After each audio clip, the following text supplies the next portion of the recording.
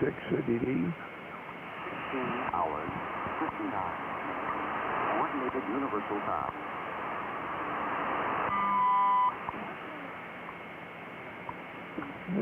So we're a minute early. Good morning, AA6 DD for the AM Roundtable. And let's see how the week went for everybody. We had some interesting things happening during the week, and happy solstice. The solar flux is up, 10 meters is open, so everything is getting better. Let's see if Jim is out there. Well, I heard him in there. He got a nice signal this morning. WA6YOS, AA6ADD. AA6DD in the net, WA6YOS, Jim in Westminster. Good morning, Will. You're coming in well here today. Not a lot of noise so far, but one never knows. And every now and then, if I've got a little time and it's convenient, I will check 10 meters. Actually, most of the time I check 11 meters first. And when I hear all the southern guys rolling in there, I know that something's open in that region. So, and sometimes I'll hear them roll in. And the thing is, the one thing I've not heard at all this season is I haven't heard any AM on 10 in the first couple hundred kilohertz there. When I lived in Alhambra for a couple of years, which was what was that, 79 to 81. I remember really just hearing lots of AM signals on 10 meters. So somewhere in that time period, there must have been extreme, wonderful conditions, and a lot of people with old and new gear on AM on 10. But I have fond memories of that.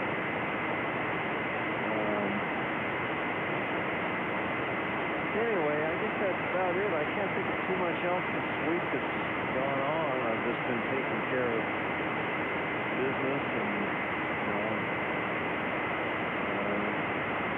dental appointments with my mother and taking her here and there, and that's about it. So, with conditions being good as of now, we'll see if I can hear what everybody else has to say. As you go down the list there, Will. AA6DD, WA6YOS. WA6YOS, AA6DD. Yeah, well, 1979 was the top of the second highest sunspot cycle in history, and it's quite a time high. That's when I was first able to work Japan on 6 meters during that time frame. Yeah, I think I've heard. I put out some CQs on 29 meg AM over the last week or so. I haven't had any response. I have heard some AM carriers in the noise with modulation on them, but so far they're not strong enough or stable enough, or but this weekend, I mean today, there might be a very good possibility conditions are better today. We're at the equinox, and the solar flux is up nicely. And so, but you're right, the old AM equipment has gone away and people have passed away. So it's sort of a two-edged sword in a way, because you have new people coming on, but their radios are all modes, but they are not educated about getting on 29.6 megacycles. And we have the big problem, also the ridiculousness of having technicians ghettoized only on the bottom of the band and not having technicians across the entire 10-meter band would make a big difference in both AM and FM activity on the band. So anyway, it all I think comes down to those reasons. Go ahead. Yeah, now that I think about it, I don't think I've heard anybody on 29.6 FM, but I have heard some of the repeaters above there. Okay. Yeah, no, I've been working 29.6 a whole bunch. In fact, I have a little story I'll tell you. I think everybody's kind of listening by now, and they'll find it interesting. I've already told this to John, but not everybody else. It's interesting. I was on 29.6, heard a gentleman calling CQ, and then he worked another station, and he identified as being in eastern North Carolina, out on the Outer Banks, north of Wilmington, because I know exactly where that is. I've been in Wilmington. I've never been to the Outer Banks right there. My Tarboro is the northern part of the eastern part of North Carolina, and so the Outer Banks I'm used to is the northern half of the Outer Banks that I've been at a number of times over the many years. So I'm intrigued to talk to him, of course. So we will finish with a QSO. I called him. It was KD4JRX, and Rick is his name. And so we started talking for a while, and I was telling him my background that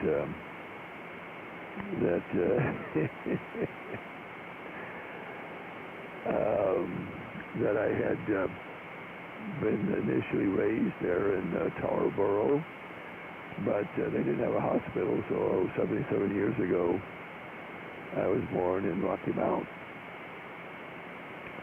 Well, it turned out that he was 70 years old, and he was born at the Park View Hospital in Rocky Mount. Well, when I said that, I realized that's the same hospital. And because I'd heard the name only once years ago. And I said, oh, yeah, I said, that's the hospital that burned down? And he said, yeah, that's the one that burned down. I said, well, 70 years ago, I was there having my tonsils taken out when I was 7 years old. So when you were being born, you and I might have been in the same hospital at the same time.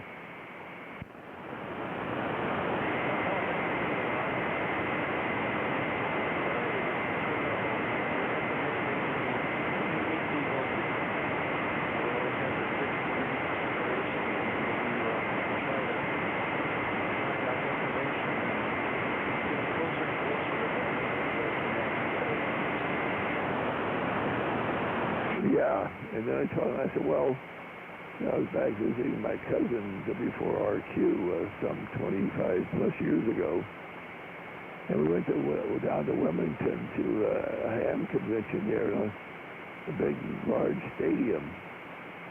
And he said, yeah, that was it's only been held once. That was the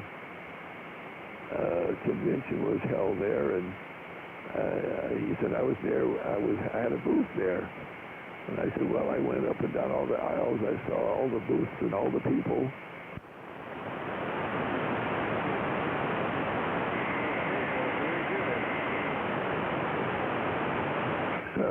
So we must have seen each other. I did go to a number of the talks as well. And there was a gentleman giving a talk on propagation, and I had to sit on my hands. He made a few mistakes, and it wasn't to the end where I asked some correcting questions from him. You know, like, well, isn't it true that blah, blah, blah, blah, blah, you know, getting to... So I gently corrected stuff after the talk was over with.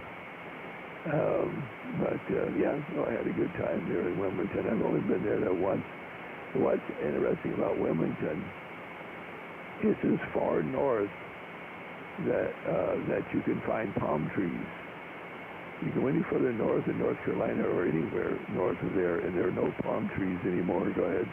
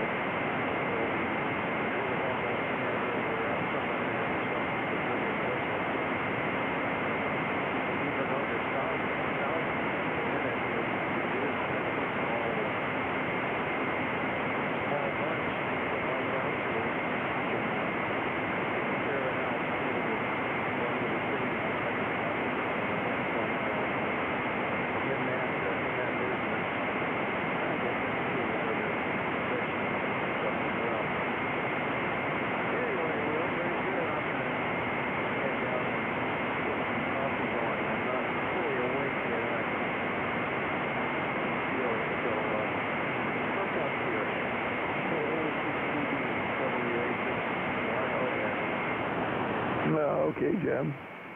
Well, he was active on 6 meters as well. I said, well, hopefully this cycle I'll get to work you on 6. But, well, you'd think if you were like on 20 meters sideband, the odds of working somebody like that is a little bit more. But the odds of sitting on 29.6 FM when the band is still just starting to open,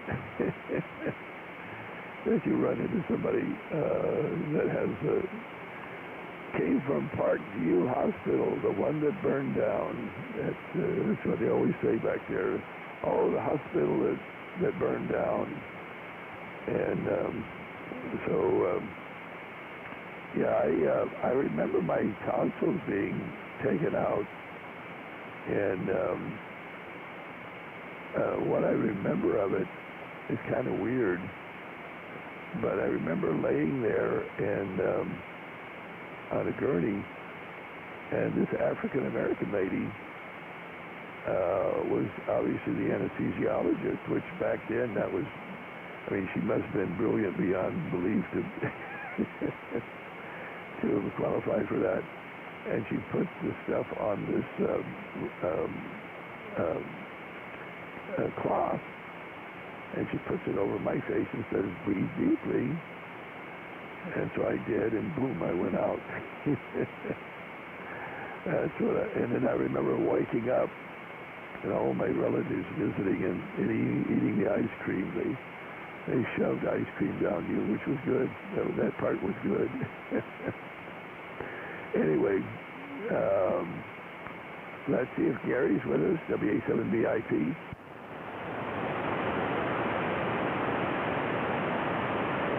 Don't hear him. Let's go to Don, K6DLP. Good morning, everybody. Gary, we got to put that bandpass filter back up there. Oh, I'm sorry. We got to get up there, do the grounding. That AM station was blasting in this morning, so I put it back to a regular. Anyway, not much going on. Just busy. I've been working on my backup truck. Unfortunately, I'm going to have to take it down to a shop because it's beyond my repair capability at the moment. So hopefully that's not going to cost me a whole bunch. But, interesting. Anyway, K6DLP. Oh, very good, Don. Let's go to Gary, W6RYO. Yep, I'm here, W6RYO. Adjust a couple of things that I forgot to take a test transmission. All right, anyway, yeah, Don, at any time at your convenience, I also got an AM bandpass filter in case it's coming down from the antenna. But yeah, I've already planned what I'm going to do, and we're going to have John on the ground, and I'll, you know, anyway, yeah, it needs to be fixed. It's totally useless right now. So, you know, any time, last minute, whatever, I will jump in the car and go. So, other than that, nothing else going on here. Actually, started a cleanup process in the shack. I don't know how far it'll get, but at least I started. Oh, God, things just have a way of accumulating. So, like I say, Don, you know, when you have a minute, I will add a minute to it. So, you know, we'll go up prepared this time and figure it out. I've also got that other one completely going with that Lenovo computer and another radio. So we've got enough to make it all work. But, you know, may just be grounding, may just be filtering. But whatever. And then, you know, the knob on the air sometime, too, would be great. All right, anyway, that's it for me. So let me think about this. Nope, nothing else going on. AA6DD in the group. Have a great week. W6R Wales. No, don't go away yet. We got a second go around here. Let's see if Tim is with his K6YYL.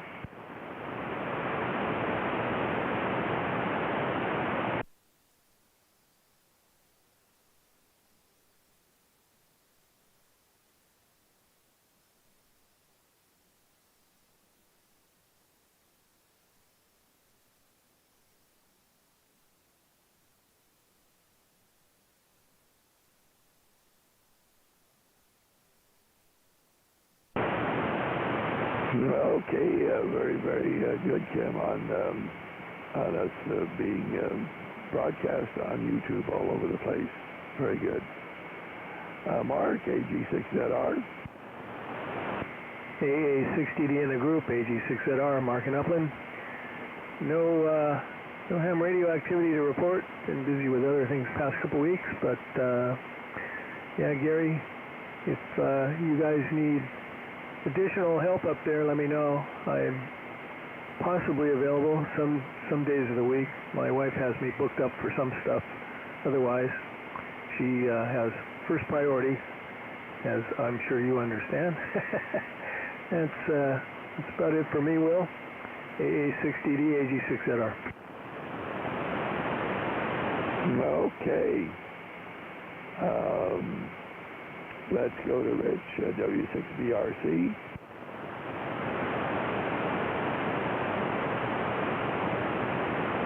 John, W7RSO.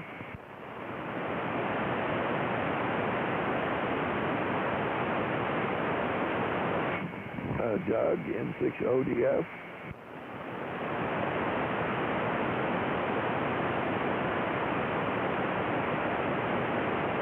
Okay, John, AA6RF. Yeah, AA6RF to the group. Well, I've been radioactive this last week, and first off, Don and Gary, yeah, I'll be available. I'll be here at home, and I was thinking before, I really didn't want to go up in the 100-degree heat to do this, and being home, it would be no problem. Now, it may be snowing by the time you guys get up there, but I'll be at home in a nice, comfortable environment.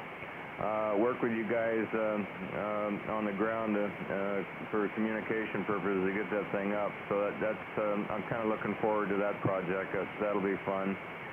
The other project, I put up my Zygu VG4 antenna, and I've got it up 28 feet on a mast. The bottom of the antenna is out in the clear, and it's another 23, 24 feet above that. So it's up really high, and I've been running my Whisper on 10, 15, 20, and 40, and 24 hours a day, and it's going to be like that for maybe the next few years, so I don't have to disconnect it, and I'm going to get data from it, and if anybody wants to see what the conditions are, they can just look up my call sign on Whisper, and it'll tell you what's going on at any time of the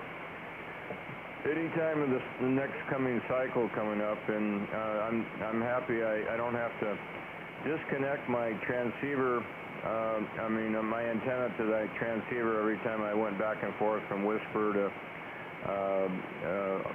on air on sideband. So now I've got a standalone antenna hooked up, and I'm set for that. So I don't need to fool with that for a long time. Unless the antenna blows over, and I don't think that's going to happen because I have it guide.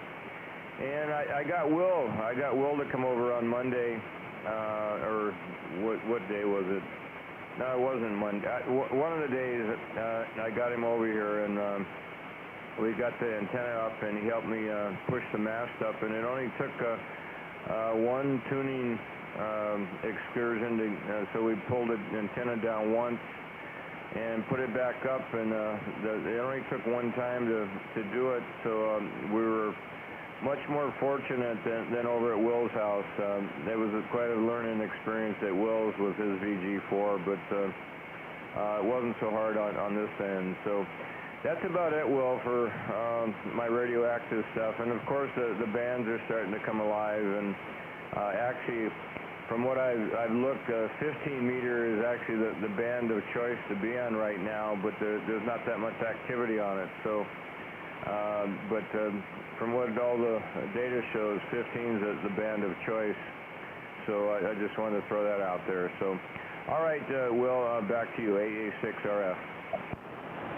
Yeah. Well, John made me an offer I couldn't refuse to come pick me up, and we work on it and take me to a lunch and everything. And I think, that lunch, that sounds really, it's going to be a nice restaurant, and some lovely waitresses, and some, maybe a steak dinner.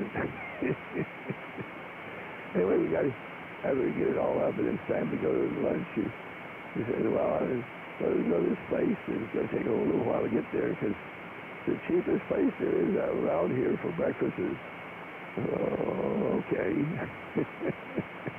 So we get to this place, and there's hardly any, it's really crowded because there's no room between the seats and the bar. They can walk around and through and over, and so we get over in this area, and there's a baby carriage there, and this little 5-year-old girl is running around thinking she's afraid of us.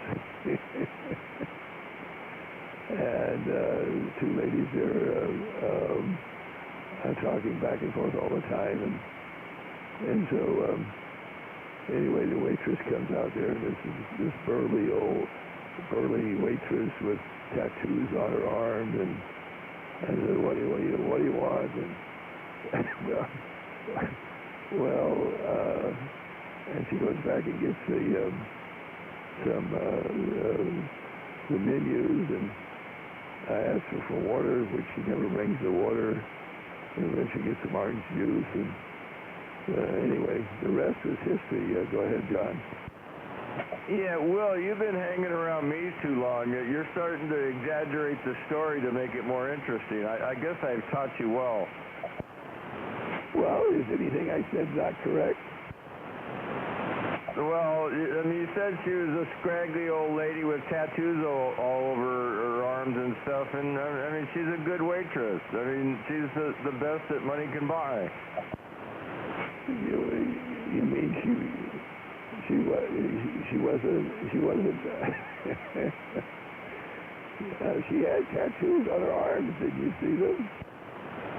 I don't pay attention to her arms with tattoos, Will. She's a friend of mine. Come on. Oh, okay. No, that's what. Anyway, so the only thing I can say is the hamburger I had was at least passable. All right. Well, I'm not going to comment because you got different tastes. But all I can say is It was crowded in there, and it's always crowded. If it wasn't crowded, that's when you got to be worried about it. Is when there's nobody there.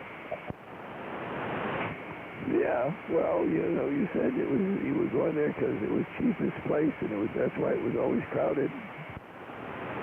That's it. Cheap prices with quality food. I mean, you can't beat that. So, anyway, well, we're getting on a sidetrack. Let's get back to this AM roundtable. I mean, this isn't Ragtooth session. This is the AM roundtable. It's entertaining. The truth sometimes can be entertaining, without even exaggerating it. All right, let me see. Let's see if Chris is out there, KF6LEX.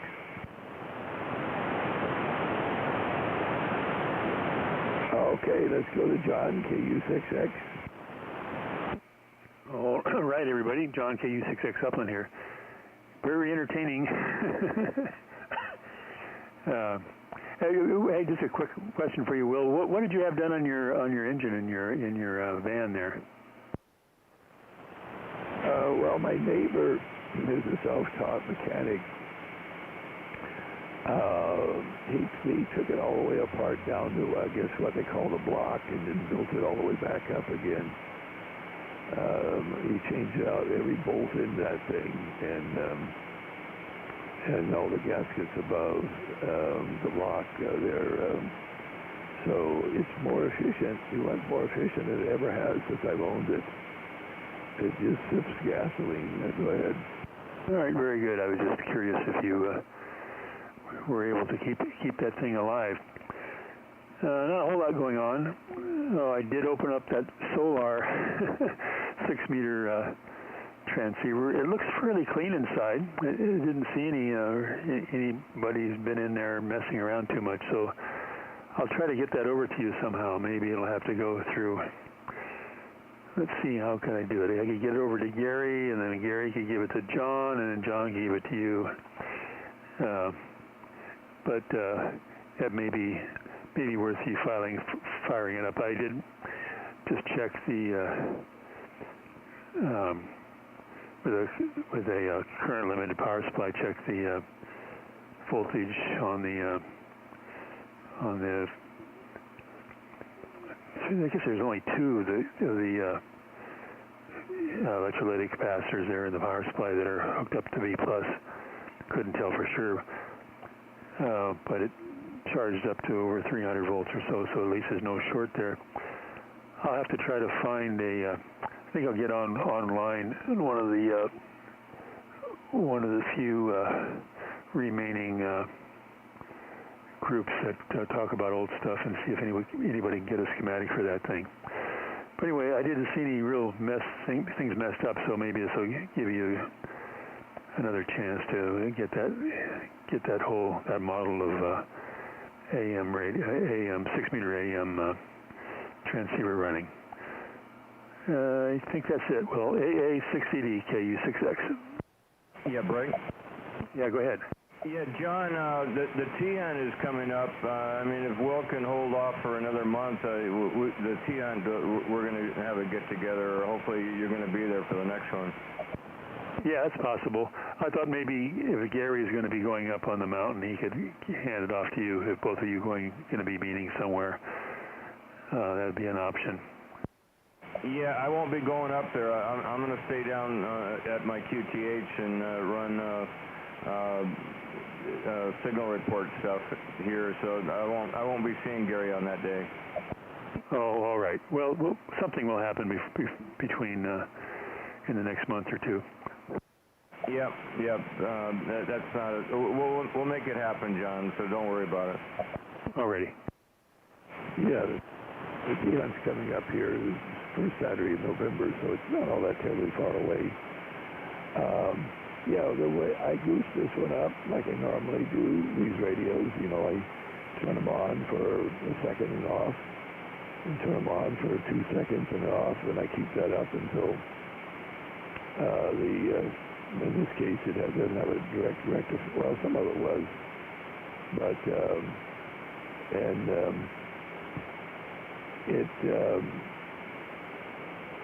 didn't, the filaments came on up and nothing arced and sparked.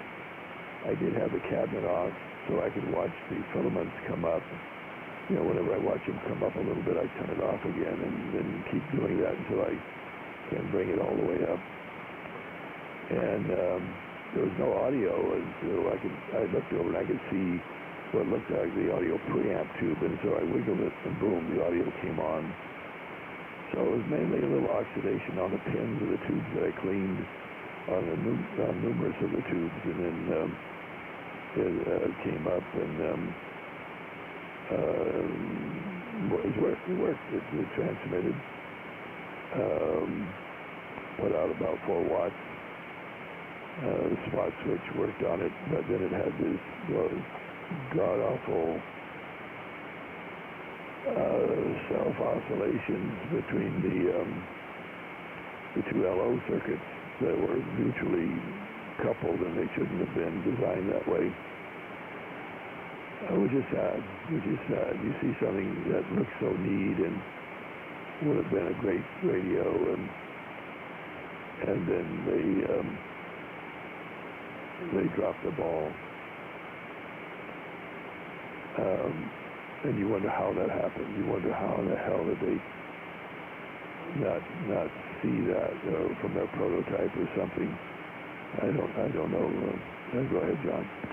Yeah, if I had a power cord I could plug in, I'd fire it up and see if you have the same issue in this one. If I had a schematic, it'd be easy to get a power supply. I mean, I can look at the bottom and figure out how to put a suicide cord on it, I think.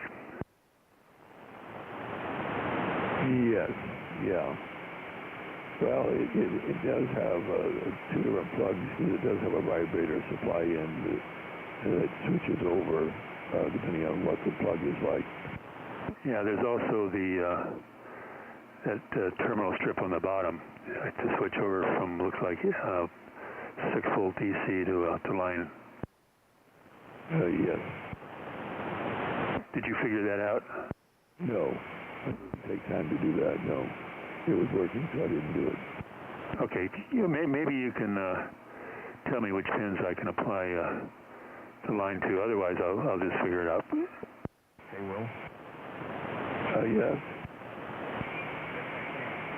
Okay, there we go. I'm not going to be here for the second round. Something came up I need to take care of. So everybody have a great week, and we'll get up that hill as soon as we can. W6RY out. Go ahead, Will.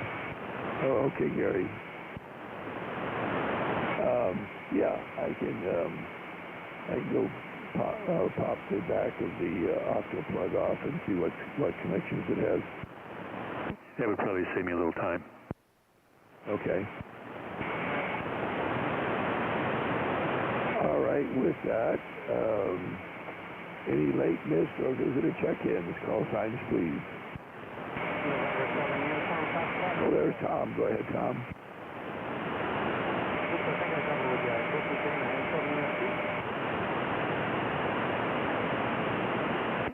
You're awfully weak there, Dana.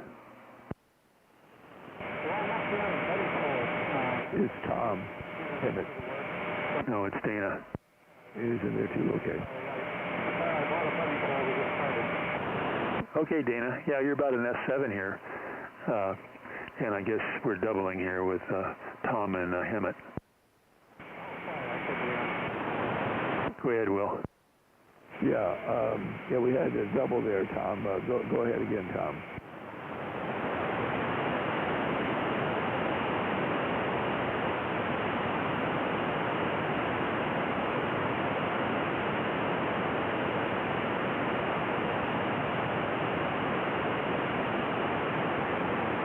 Okay, Tom. Yeah, your audio is kind of hollow sounding. It's hollow sounding for some reason. I don't know what's happening to your mic there. Go ahead, Tom.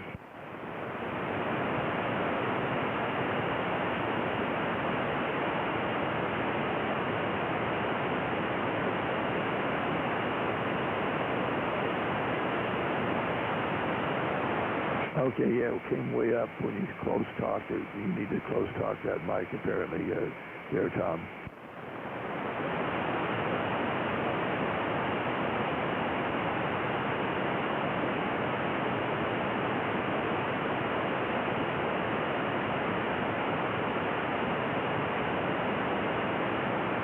okay, Tom. No, you're sounding good. It's just probably my bifocals. It's just my bifocals there, Tom. So, while I'm looking at the list. So yeah, no, it sounded good when you got up on the mic. It sounds great. So it's working for you. And we'll call you again here shortly as we go down the list again. So we'll go to Dana and see what Dana has to say this morning. K7UFT to take it, A6DD in the AM roundtable. A6DD and 7UFT. I don't know if you can hear me well, but I'm on a buddy pole trying to get back into the swing of things. Can you copy? Did you copy Dana at all there, Will? No, let him know the T-Hunt is the first Saturday in November. Dana, the T-Hunt, Will wants to let you know that the first T-Hunt is the first Saturday of November. Okay. Am I the hider or am I the finder? Yeah, it is. Who's the hider? Who's the rabbit in this case there, Will? Gary was supposed to take care of that. I don't know exactly what's happening. Alrighty. Okay, well, we will... if you didn't hear that, did you hear that? Can you hear Will there, Dana? I have enough side noise that I can hear him stating. So again, this is my first attempt at the buddy pole. So, but I can't hear him and I did not. Okay, very good. We haven't heard you for a long, long time there, Dana. Yeah, my 6-liter GT15 failed on me. I'm not sure what happened. And I just have this buddy pole and I heard people talking about it for field days. I went and got me one so I can at least try and get back on the air sometime so I can get another one sometime. All right. Dana's got a buddy pole that he just got up because he hasn't had any antennas there in his new QTH there, Will. Anything else there, Dana? I think I'm good, and just continue doing that. I'm going to try this evening to find a buddy pole for the evening at Space Jam Medical Relay on 70. Okay, he's going to try to get on the net this evening there, Will. A6 DDKU6X. Oh, very good, very good. We'll look forward to that. I probably can copy him on sideband. He's not really copyable here on AM. I hear the carrier, but it's very, very weak, and the modulation is not over 100% like I need it. Real good, Dana. Thanks for being there. Thanks for checking in, and we'll look forward to seeing you this evening. That's great news. All right. Let's go around the list again. Let's go back to Jim, WA6YOS. Hey, 6DD in the net, WA6YOS, Jim in Westminster once again. And, yeah, I can hear some of the guys. I'm not hearing, I didn't hear part of John very well today, like I normally hear him a bit better. And Gary, I could hear him, he had more noise than usual too, so yeah, I'm hearing Will pretty good, so the vagaries of propagation, as it were. I have been, one thing I have been playing with this week, just I haven't spent much time on it, but I've got a little AGT module here that I've been playing with as far as designing a mic processor, mainly for ham radio, but maybe I'll go further on and maybe do other things as well. But I think it's going to work pretty well. With speed to get the average up and hold it pretty well. I just got to figure out now what circuits I want to use for clipping, or maybe overdrive it, let it do some clipping. I need to get the scope out and start looking at things like that. And some kind of buffered output on it I think I'll need. And then I found this neat little 4 kilohertz filter, little encapsulated quantity thing, high quality thing. It came out of something I got at a swap meet years ago, but it looks like a real nice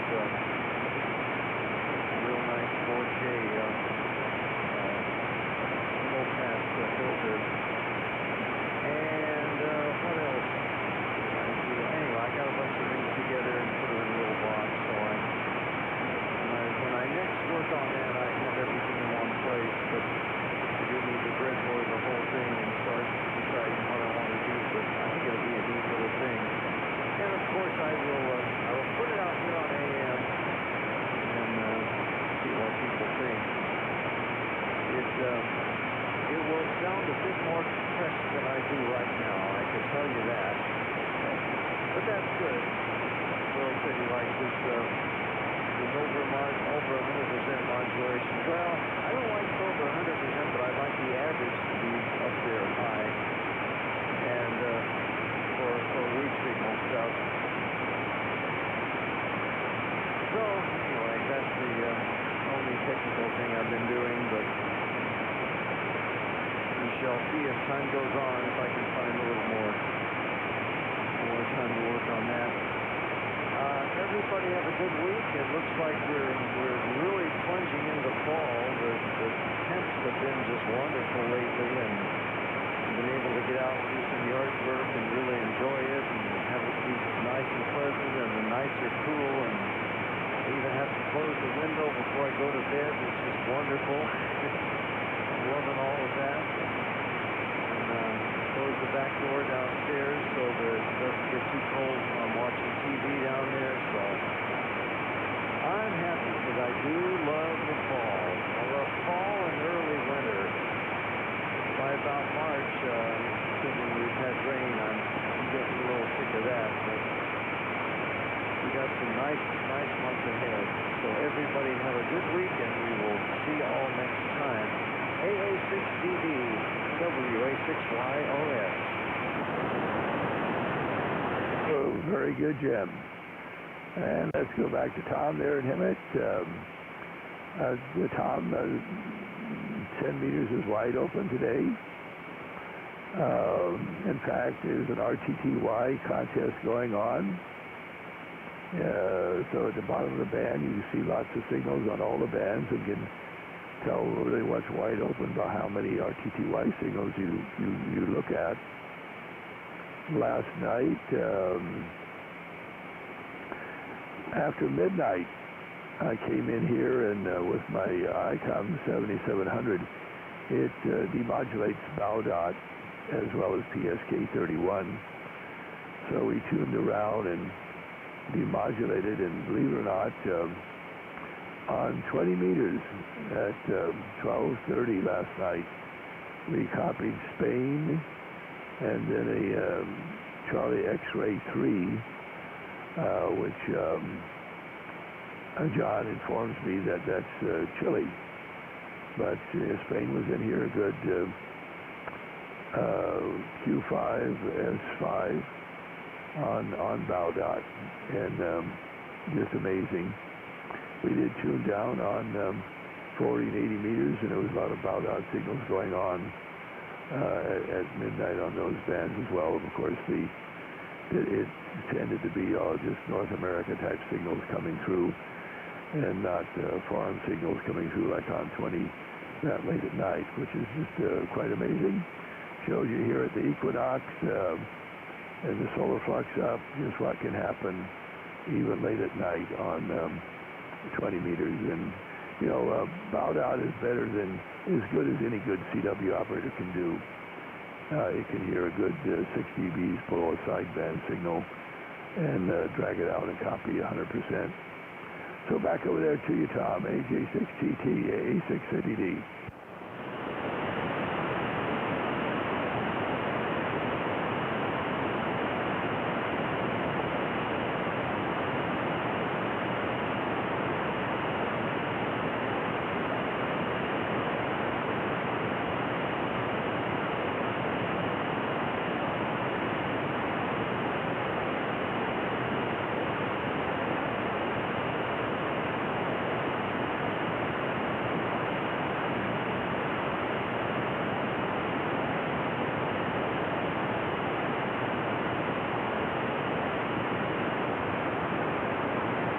Yeah, they'll jump on 10.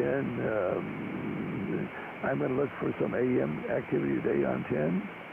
There's a lot of FM activity, and the sideband is just wall-to-wall sideband happening, so it will be great. All right, let's get down to Don, K6DLP. Yeah, I'm back, and I forgot about two pieces of news. Gary, this is for Gary and John primarily. We got to figure out how to get Will tied into this. Fred, W0PE, and I are probably going to do it, but we're going to probably take a Yaesu FT-DX10 and put that up at Bach. I got way more than enough room up there for a sloper, and I guess the only other thing I might need for that radio is a TR relay. When we run it on 6, I'd rather have a resonant antenna on 6. And the other thing was with the Diamond 5/8 over 5/8. For anybody that has one or is considering, I have the fix for that. And I believe trying to remember, who was it in Chino? No, wait a minute. Corona, I think it was, had one that had the same problem. I know how to fix that antenna, and I haven't gone back and played with it yet, but I do got the SWR down to 1.3 to 1, right at about 50.8 was my test frequency at the time. Or actually, that's just where it came up resonant, I'm sorry. But I brought it down from 57 back into 50 where it belongs. And that's it. You guys may... I will have more information on the Yaesu at Box as soon as we figure out exactly how we're going to control the thing. And we'll go from there. K6DLP, Harupa Valley. Okay, Don. Yeah, that was Doug, N60DF in Corona. He didn't check in today, but, remind us next week, and maybe he'll check in, and we'll tell him, you can tell him about your fix. I'm writing that down right now. Okay, let's go to Gary, W6RYO. You checked out already. That's right, he checked out. Let's go to Ken, K6YYL.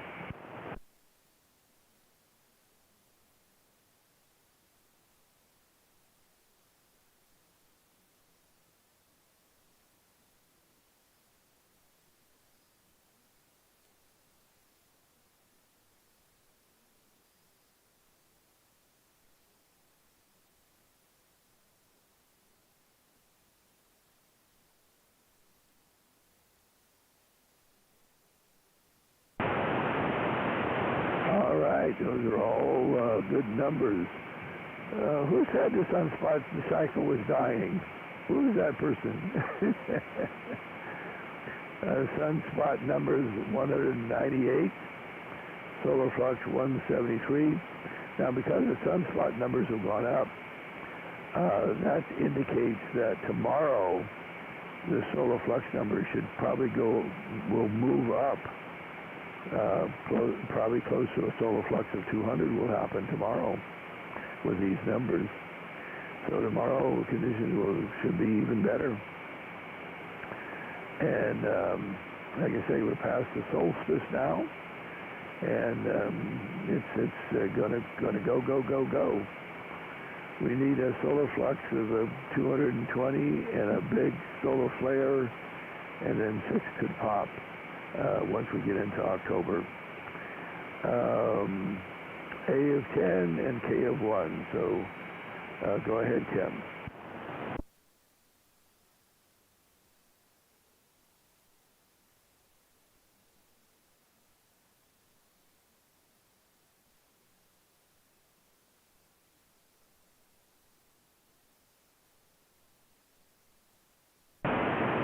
All right, thank you, Kim. Let's go to Mark, AG6ZR. A60D in the group, AG6ZR.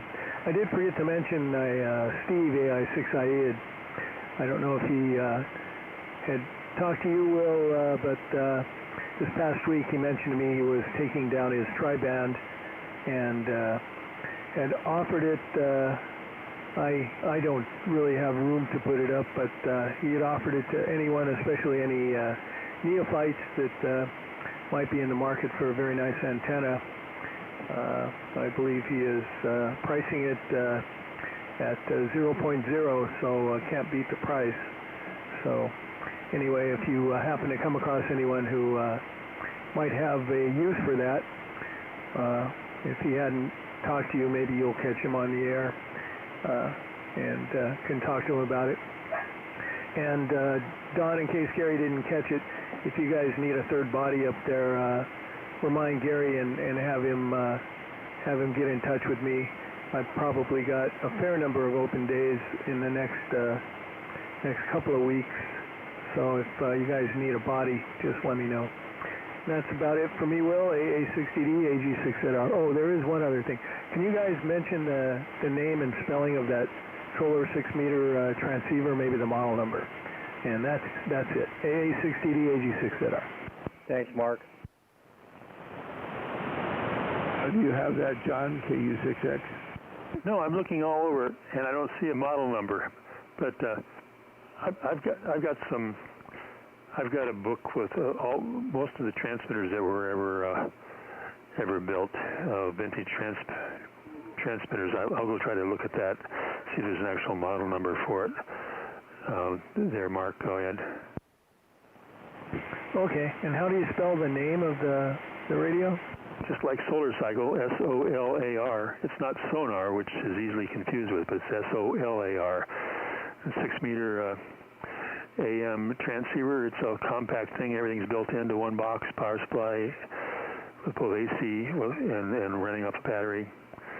It's got a big semicircular dial. And I think I probably have the only two I had. I gave one to Will. I think I got the other one from Steve. I probably have the only two that may be in existence anymore. Hard to know for sure, though. Yeah, I'd never heard of it. I was curious.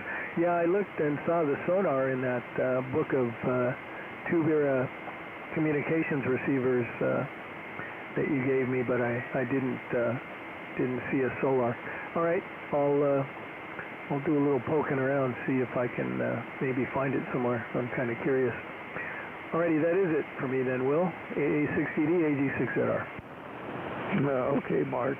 Yeah, if you Google solar 6-meter AM transceiver, there's an ad that'll pop up. You'll see an ad that they made where it cost $189 when it was brand new, and the ad describes it as a double conversion and says it's a 3 meg IF and a 455 IF, and it gives says it's a 12-watt input transceiver. So you'll find that ad. Then you can see if you can find anything else. Was that about the same time as the Gonsets? Was that competition for Gonset? Yes, this is 1960s. Yes, it would come out in the early 60s. Okay, interesting. Yeah, that'll be worth looking into. I will do it. All right, AA60D, AG6ZR. Okay, I'll need a relay here for Dana. Dana, go ahead and grab the microphone. N7UFT.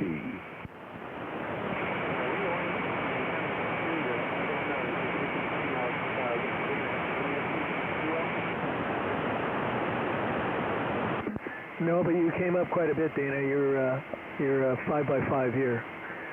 Dana was checking to see if you could hear him. Well, he changed his antenna orientation. He's still on. I can hear you, but you're only about a Q3 now, Dana, but I do hear you now. Go ahead.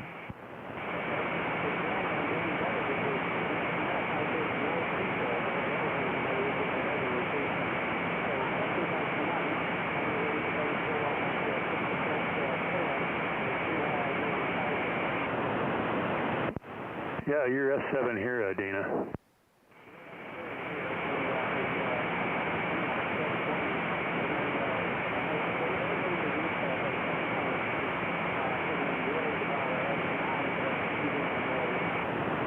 Very good. Dana says you're in S9, but you're in his noise.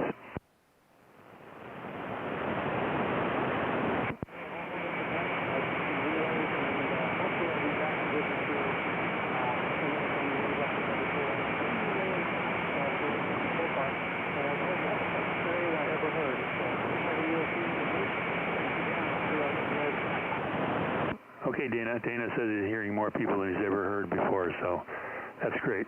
Back to you, Will. Okay, Dana. Yeah, I'm sure I'll be able to copy your sideband signal tonight. We have the antenna now. I'll definitely be able to copy you on sideband tonight. All right, it's John, A6RF. Reminder, John, let me know. Tuesday is the 26th for my eye scan in Redlands.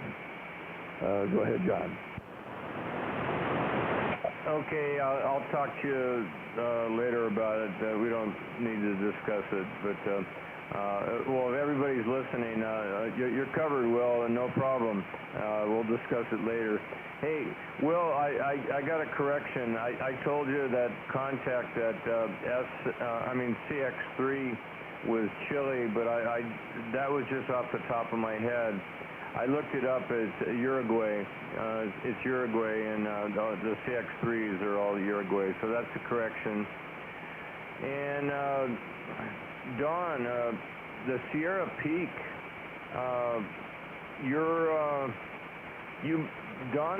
Gary was telling me that that antenna the last time you went up there, it went up to 3 to 1 or 4 to 1 or something. There may be an issue with that antenna. And I hate to see you have to climb that damn tower because it's so high. But that's another thing. You may have forgot that the antenna SWR is messed up, and it wasn't like that when we put it up at the original install. But well, here I'll turn it back to you for a comment, and then I'll come back. I don't remember it being that high. So unless Gary wrote that down at that time, I'm not sure. But I don't mind climbing it. That's actually a real easy tower to climb up with that ladder and everything. Well, it's easy for you, but I know you were trying to get Will to go with you. I thought maybe you wanted Will to climb it for you, but I don't know. I think he might get up halfway and have to come down, and I don't know how he would get down, so maybe we better pass on that one. So, okay. One other thing. When Will was over here the other day, I dazzled him with my supercapacitors, and he's never seen a capacitor this small, but each capacitor is about the size of a D-cell battery. And it's got 500 farads, not microfarads, but 500 farads. And when Will found out how many farads there were in that small of a case, he almost started to goo gaga. Oh yeah, no, it's almost impossible to believe that can be done. Yeah, I just wanted to throw that out there, and I haven't got to play with it that much, but they are kind of neat. I mean, they take a long time to charge up. So I believe they're 500 farads, but I mean, I've never dealt with anything that big either, and it's usually the smaller electrolytics that you charge up to 300 or 400 volts and throw the leads to somebody and have it catch it. And we used to do that in high school, charge up capacitors and leave them charged, and when somebody would pick them up, they'd get a slight jolt.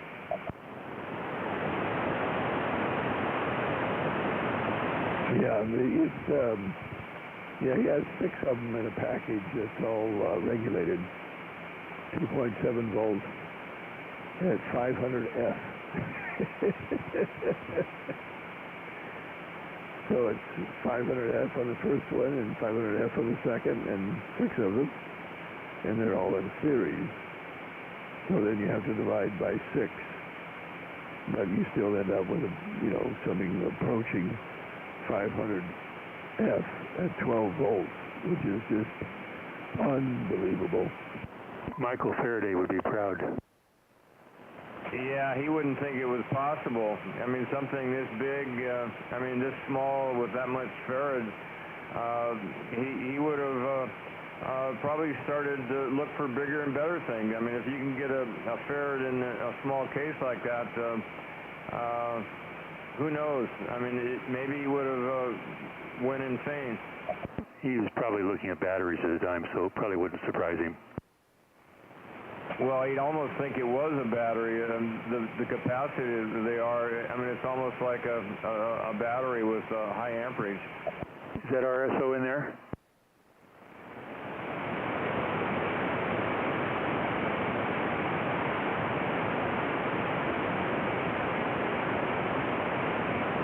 Anybody, I'm sure other people can copy there, John. Will. Yeah, I didn't copy him, but that's fine. Yeah, John, I hear you over here at my QTH. You're not real strong, but 100% copyable. So where are you at the moment?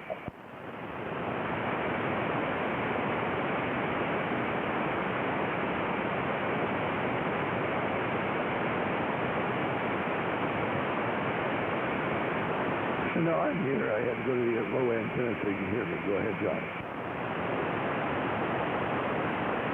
Yeah, John, Will turned it back to you. He went to his low antenna. He can hear you now.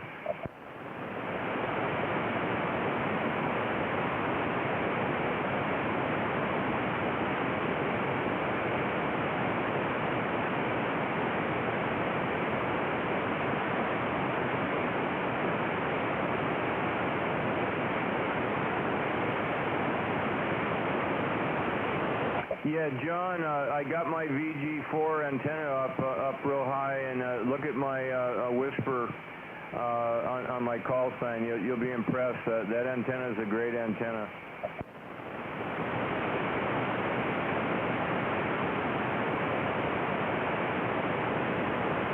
Yeah, John.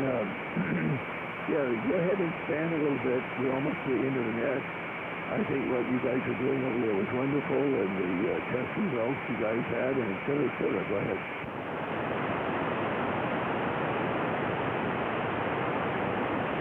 I don't think he can hear you, Will. I guess you didn't hear me, John.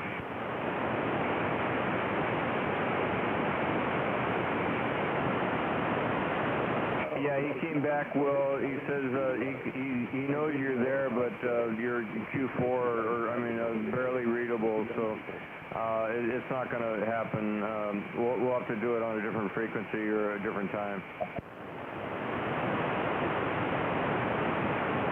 Okay. Anyway, let me go back to the regular beam here. Let me go back.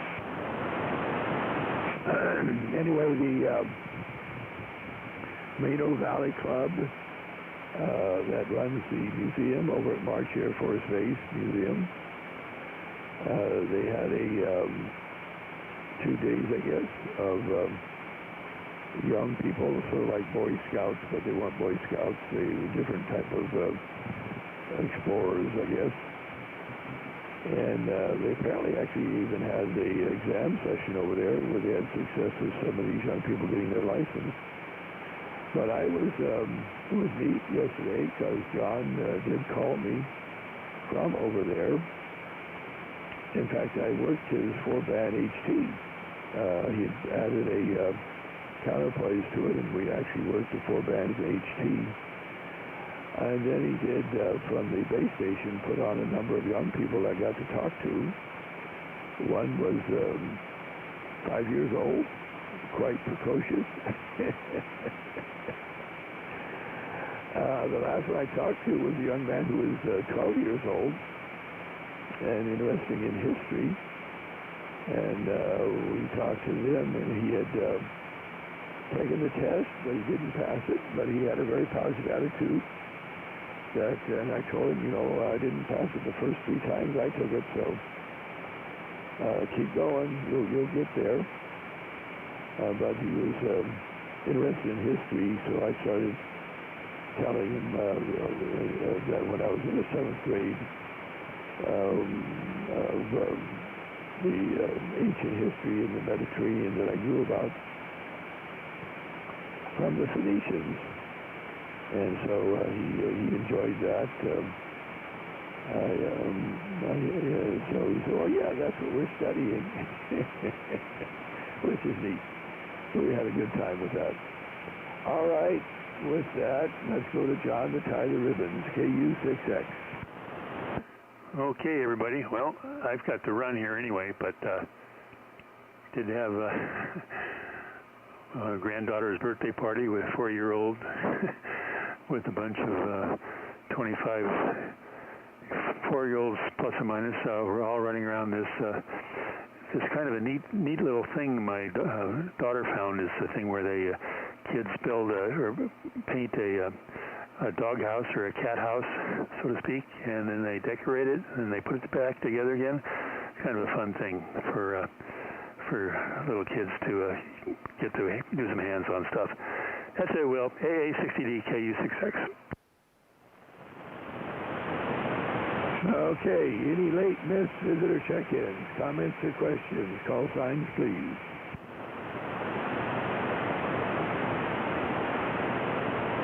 Hearing none, we clear the net. We'll QSY to 50.300 FM and squelch it up.